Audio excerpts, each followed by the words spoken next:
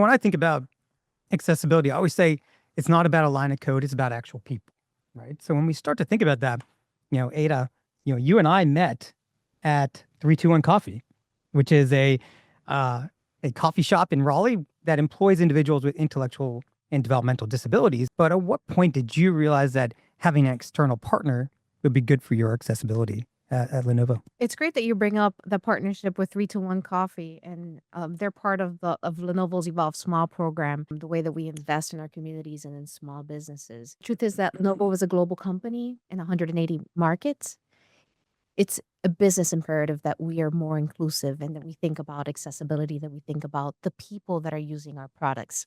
In order to really bring in innovation, we need to have partners. We need to say, okay, who are our customers? Who are the experts? How can we bring in fresh ideas? What are the needs? What are some of the spaces that maybe we're not considering yet? And really team up with the right individuals, the right partnerships to bring value into these spaces.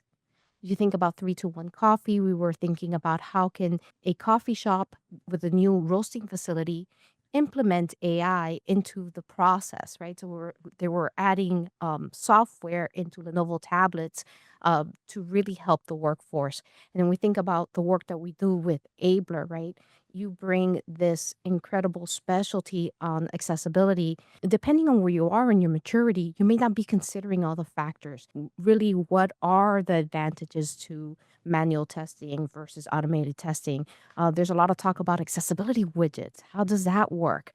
And when you're a big corporation, there are a lot of ideas, especially on the global scale. And this is where you really need to lean into the topic and bring in some of the experts to say, maybe you have looked at some of these topics and you've explored some of these options, but this is how you get better. This is how you innovate. And it's really by having those trusted partnerships that you really progress.